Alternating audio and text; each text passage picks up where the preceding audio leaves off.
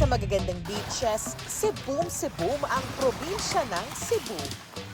From north to south, hitik sa bukod daming mga dalampasigan ng lalawigan. Isama mo na riyan ang Camotes Islands.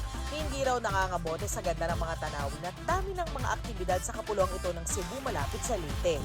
Binubuo ito ng 4 na pulong, Nasihan, Poro, Ponson at Tulang. Dito nagbakasyon ang content creator na si Romel Naing. Mula sa jump-off na isla ng Pasihan, 10 minuto ang tagal ng boat ride at mararating ang maliit na paraiso ng Tulang Diot Island. Bubungad na agad sa mga bisita ang gapulbos na puting buhangin at katubigang napakalinaw na angkop sa mga mahilig sa swimming at snorkeling. Pagbalik ni Romel sa Pasihan, sa ilalim ng lupa naman ang sunod niyang destinasyon, ang Lizzie's Cavern. Makikita sa loob ng kuweba ang mga limestone formation at malinaw na underground pool. Mula sa Yungib, punta naman sa Buho Rock Resort na dinarayo para sa cliff jumping. At sa pagtatapos ng araw, mag-unwind sa Bacau Beach.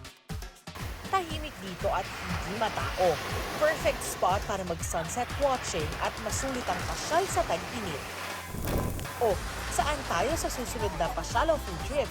I-share niyo sa 24 Oras Weekend page ang inyong travel at food adventures. Darlene Kai, nakatutok 24 Oras.